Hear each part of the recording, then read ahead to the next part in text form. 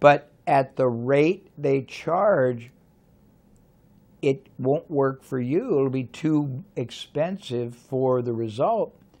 You've got a lot of options with your capital.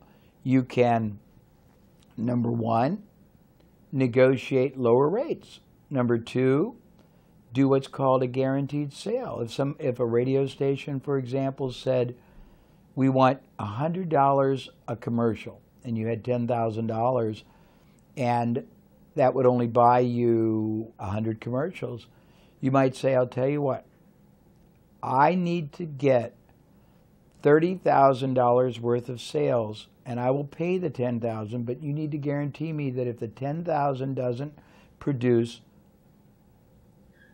the $30,000 of sales, you'll keep running ads for me until it does. And you can negotiate.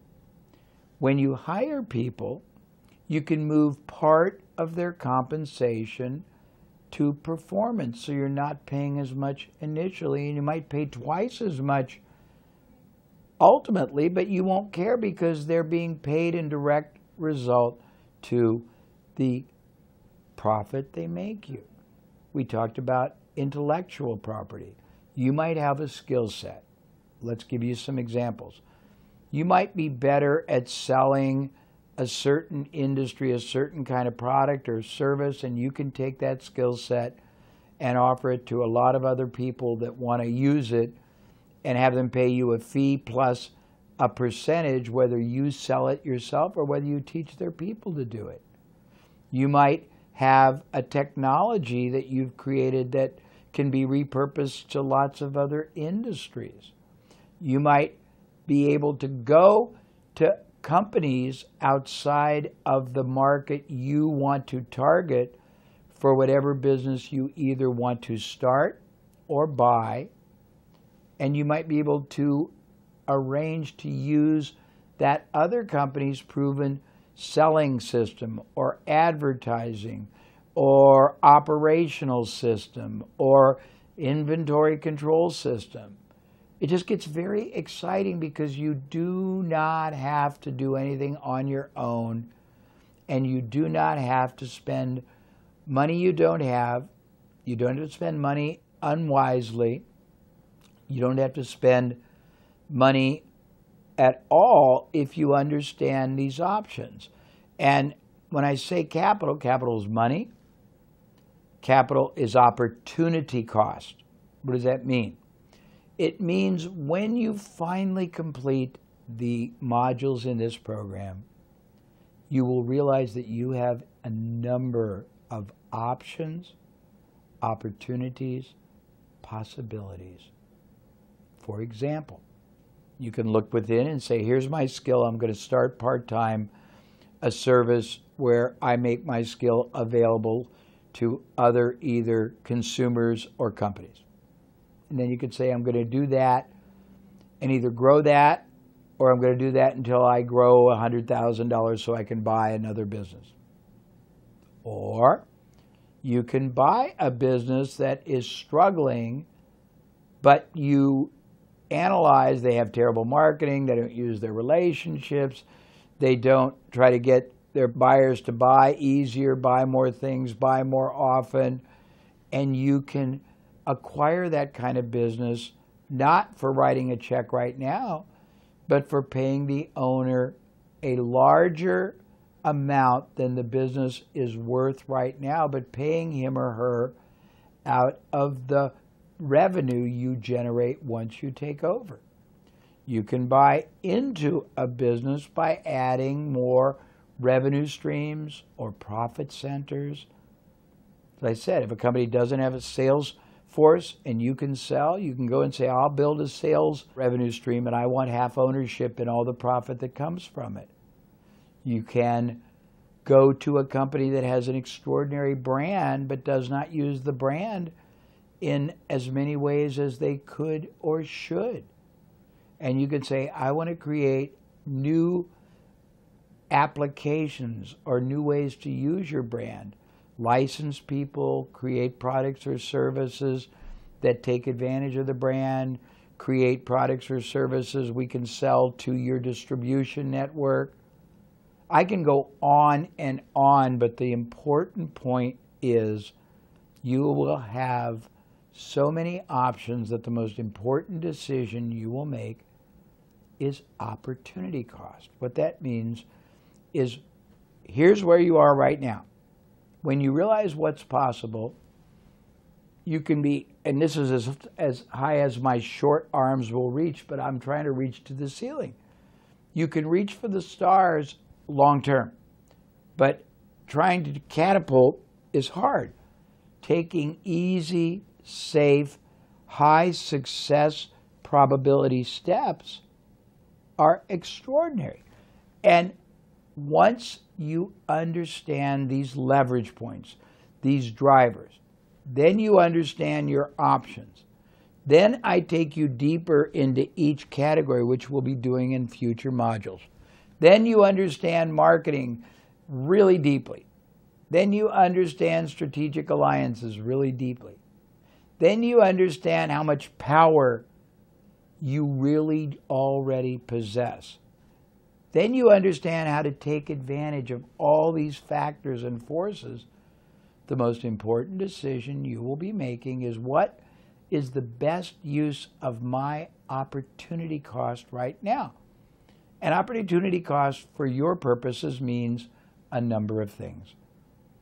If you want to start part-time, it means, what's the best area I can pursue part-time, either using my skill or using my capital or using relationships, that has the highest success probability for the time I can invest, because you may not want to quit your job right now, or you may be in school. Second opportunity cost is, if I'm going to start a business from scratch, what business could I start that has the biggest gaps, the biggest voids in the market, and where I can take the greatest advantage? Number three, if I'm going to buy an existing business, what business can I bring the greatest advantage to with the least amount of capital? Number three, if I'm going to try to do a deal with somebody who already has a brand and I want to add something to it, where's the highest probability of me being successful? And then number three, opportunity cost, where am I ultimately trying to get to? Because if you don't know where you're trying to go, you can't get there. And again, today I'm just trying to show you what's possible. But you can go a lot of places. You might say, I want to start with my skill part-time just to make money, to buy a business, and I'm going to buy a business in a market that's very weak, there I can bring marketing advantage, strategic advantage, relationship advantage, and then I'm going to buy more of them with the profits so I can build a little mini empire. You might say, I'm going to buy a business, I'm going to quickly multiply its profit and performance, and then I'm going to sell it for a big profit. You might say, I'm going to buy a business and turn it into a constant revenue generator so I can use that revenue to buy other businesses. You have lots of options, lots of possibilities. I'm not going to even get into them today. It's not what we're doing. We're just trying to show you that there are these drivers: strategy, marketing, relationships, capital, and then processes and procedures, but I've already covered that. And there are many, many more, but I want to move because I can spend all this time. I want to go back to the three-way to grow business model. Remember, you figure out ways to attract more prospects, and I didn't say this, cost effectively, and convert or transform them from prospects to first-time buyers. You figure out how to make, when they buy, them spend more money ethically so it's more profitable. You figure out how to get them to come back more often, more times, buying more things. And if you don't have more things for them to buy, you find more things that you can offer in many different ways. You can partner, you can license, you can joint venture, you can white label. But then you do the Power Parthenon, all these pillars. There's actually another addition to the 3 ways to grow a business. I'm just trying to show you what's possible. Because you will find at the end of this, we're going to give you a customizable action planning guide that will let you take everything I will teach you and then play with it in different combinations to see which one makes the greatest sense for who you are and where you're at in your life and what you want and where you want your life to take you in business as a business owner or an entrepreneur or an independent income earner, or whether you want to do it for another company. And you'll have all these options that you can put on a template and then put on a planning guide, almost like a kaleidoscope, and you can see the different variations. But let me tell you the other 3 ways to grow a business, and these are advanced 3 ways, and they're very exciting. First thing is you want to do the first 3 ways that I told you about earlier. Second, you want to do the Power Parthenon, and it's all explained in your workbook. But once you get those things well established, now you've got 3 advanced ways to grow your business. Advanced way number 1 is every year you penetrate one new market. You take your product or your service or your knowledge or your skill or your intellectual property to one new market. And a market could be a different industry, market can be a different city, market can be a different country, market could be a different application. The second thing you do is you introduce one new product or service at least every year to your existing client. And you have 2 ways to do this, which is very interesting. You can introduce one new low-priced product or service, or no-priced, meaning something that's no charge. It's functionally free. Why would you do that? Because lower-priced or no-priced products make it very easy for a marketplace to start a relationship with you. The sooner they start a relationship with you, the sooner they buy the first time. The sooner they buy the first time, the sooner they buy the second time, and the third and the fourth. Why you might want, on the other end, a very expensive product or service is that you will find, once you decide what you're going to do and where you're going to do it and how you're going to do it and with whom you're going to do it, that you have enormous options. But within any buyer base, there are segments. There are people who want more. They want more advanced things. They want more specific things. They want more individualized things. A good example is that I have partners all over the world. Many of them sell an introductory product of mine. Some of them give away a really cool short course. We call it a primer, a basic overview lesson.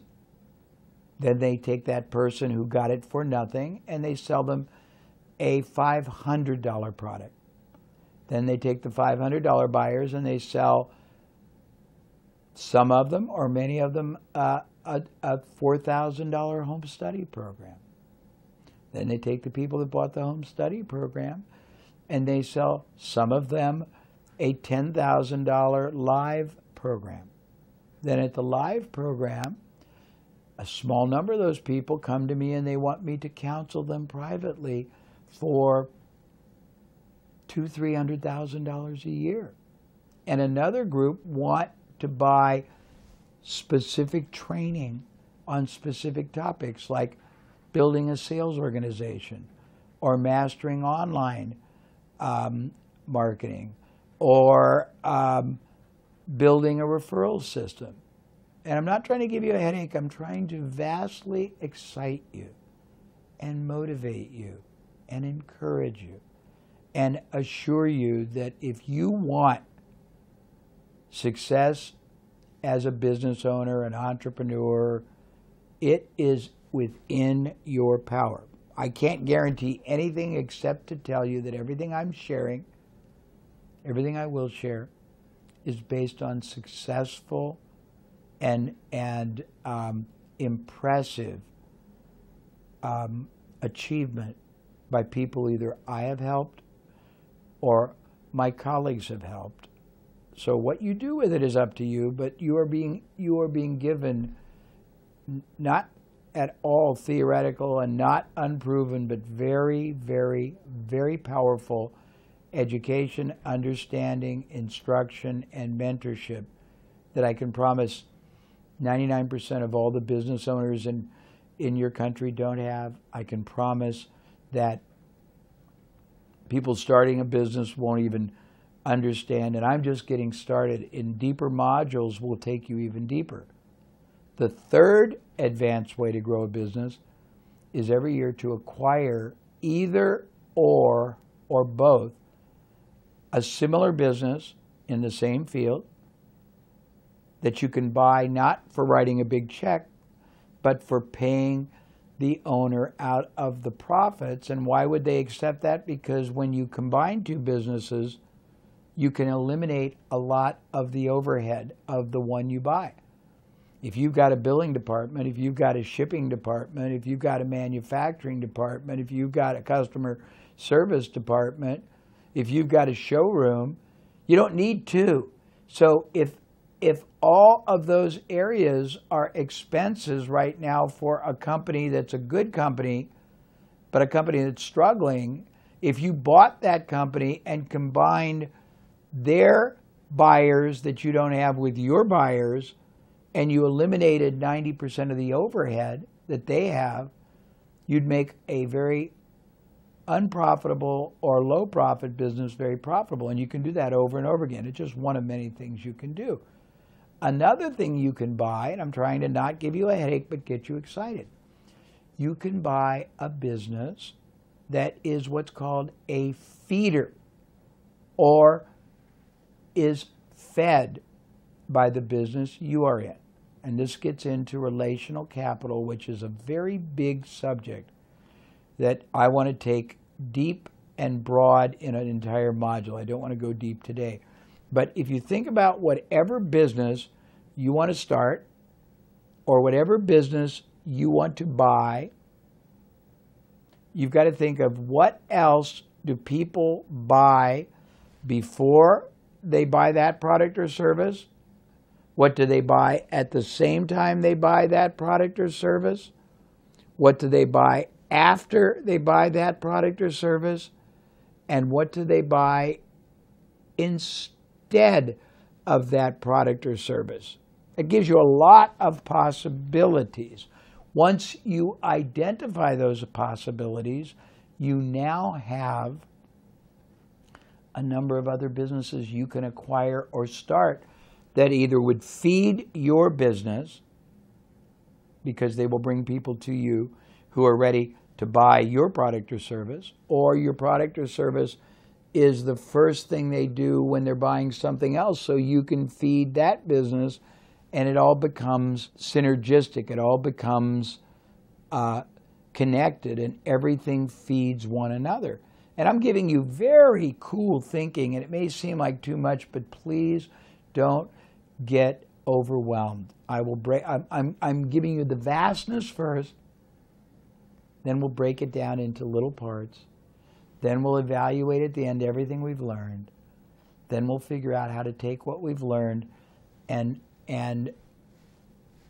do like a Rubik's Cube or a kaleidoscope and give you the understanding so you can figure out exactly and precisely and joyously what to do first and where you want whatever you do first to take you to long term. So please, please, please just enjoy this process, because I'm not trying to confuse you, I'm trying to excite you. Now I'm going to teach you another group of drivers. These are skill sets you need to either possess or master or acquire through partnership or association with others to be a great entrepreneur. One, we've already talked about. You must become masterful at understanding and harnessing the power of marketing. It's too big of a subject to get any deeper than I introduced here. We'll do a whole module on it. The second is the ability to sell. And sell sounds like a manipulative concept. It really isn't. It really is nothing more than the passionate ability to advocate, to champion, to represent a concept, a solution to a problem, a way of achieving an opportunity or desired outcome with such compelling certainty and such trustworthiness that the prospective market you are selling to totally and absolutely embraces and accepts what you're saying, and they trust you enough to take action. So you have to become masterful at marketing. You have to understand selling. Ironically, within these two categories, marketing and selling, there is a bridge that you have to not even master, because it's a natural element within the human being, but most people in certain cultures don't really understand it, and it's trust building. There are 13 characteristics to trust building, and I will share with you all of them. Again, I'm not trying to tease you, but they're too important to just give you a little bit. I'll go through every one of them, and we will do them in a way that truly and clearly shows you how to possess the absolute most powerful level of trust with everyone you deal with. Now, why would you want that? Let me tell you why. A very good friend of mine who was a partner with Stephen R. Covey, who wrote The 7 Habits of Highly Effective People, and who is still a partner with Stephen M. R. Covey, who together they wrote 2 books about trust building, did research. And what they found was that individuals and companies that enjoyed maximum trust with their marketplace, with their team, with their vendors, with their community, performed 300% higher, more profitably, more predictably than people who didn't. So, first of all, knowing how and living in what we call a maximum trust sort of an environment where your mind, your heart, your soul, your communications convey and establish maximum trust at all times is vital for maximum success. It also is very liberating because it's a wonderful way to connect with people. And in many cultures, it's great advantage giving because cultures tend to be very private and very withheld. And the more trust you can create with your prospective marketplace, buyers, with the people you're working with, either your team members, your employees, your partners, your skill providers, with your vendors, the faster they will work for you, the more they will do for you, the faster people will buy from you, the more loyal they'll be to you, the more they'll come back and repurchase, the better vendors will be with you, the more liberal they'll be in giving you flexible terms. Trust building is very essential. So, marketing, selling, trust building. Now you have to be great at lead generating and conversion. What does that mean? It means knowing how to go and target the best market sources which represent the highest probability of buyers for you, Knowing once you've identified that source, and why would you want to do that, by the way? Because why would you want to go to a bad source of low probability buyers if there's a source of high probability buyers?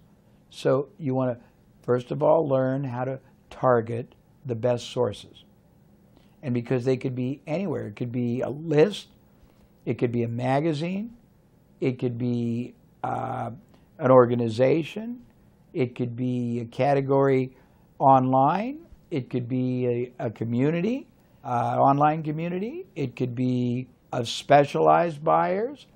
Once you learn how to identify the source, then you've got to learn the best way to target them and to generate the prospective lead. What does that mean? It means the ability to get the right targeted audience to want to start a meaningful relationship with you. And a meaningful relationship is a general word because it'll mean different things to different people. For some people, it will mean just starting to receive their educational material because you have an intangible product or service that takes a long time to sell. For some people, a meaningful relationship will mean buying the first time or coming to your store the first time or coming to your booth at a trade show. For some people, it'll mean getting people to read your blog or listen to your podcast. For different people, it'll mean different things. But the first step is knowing where the best source is. The second step is knowing how to access, how to reach that source in a way where they will want to respond and start a meaningful relationship. The next step, depending on your definition of a meaningful relationship, and I'm sorry that I can't give you one definition because depending on the business you're in, the product or service, the market you are sourcing and targeting, it's a different meaning to different people. Then you've got to become masterful at converting, at moving that person from a meaningful starting relationship to a meaningful buying relationship. And each of these have different elements. None of them are as hard as they sound. All of them take understanding and explanation and education, and each of them really could deserve a full module. I'm not going to do deep on any of them today, but I promise that we're going to create either full modules or sub-modules on each one so that you're not confused, so you have enormously greater understanding and powerful control of all of these, so you have the ability to choose and select and incorporate what is appropriate for you. But just right now, you have to understand, you got to be a great marketer, and a great marketer doesn't mean art, it's science, so you can understand it. There's ways to construct it, engineer it. There are proven ways, and if you do it reasonably well, you will be very, very successful. You've got to become a masterful sales and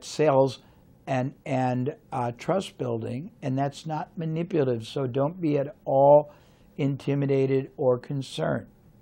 You've got to be masterful at targeting the right source, at moving that source to want to take action to have a meaningful relationship. You've got to become masterful at turning the first level of meaningful relationship into meaningful purchase. And then you've got to become masterful at knowing how to sustain and continue that purchasing relationship so that the investment you have made in targeting them, in moving them to a starting relationship, pays dividends and profits over and over and over again to you for an enormous period of time. You do that by understanding the power and the driving principles of marketing, which I will share in a module, of trust building, which I will share in a module, of qualitative advisory consultative selling, which I will share in a module, of targeting source, of stimulating and motivating the right, most probable source to want to have a meaningful starting relationship, of moving them to an ongoing relationship. And then you've got to learn the art of what is called upselling and downselling. What does that mean? It means that all buyers are not the same, and all buyers' needs, requirements, and desires are not the same. So if you treat them all the same, you are doing them a disservice and you are doing yourself a disservice. Why? Because some people are going to want more quality, more quantity, more combinations. Some are going to want more but can't afford more, so they're going to want to start with less. You have to understand that there are different stratas up and down the buying process that you have to make available, because different people are at different points of progression, of desire, or of ability. And ability can mean the financial ability to pay or the consumption ability to consume. I may not be ready for a full course on change management, but I may be ready for a book and a video that gives me the foundation and the fundamentals. So different people are at different places, so you have to know how to sell more things to the people that are ready for a lot more, how to sell less things to the people that would love to buy your major primary offer but either can't afford it or don't have the time or yet the motivation to do it. And by the way, I think there's 4, there might be 5 as I list them, categories of markets that you have to understand. That's why you have to source the best market, not the worst market. One market is people who are unaware of what you've got, or of you as a company, or you as a service provider, and uninterested. The other would be people who become aware but are still uninterested. The other ones are people who become aware and are interested but aren't ready to buy. The others are people who are interested and ready to buy but need you to provide the bridge to purchase and repurchase. And I'm just trying to give you these wonderful power principles that you have the ability to command. The next thing you have to become masterful at is both repurposing and referrals. They're different.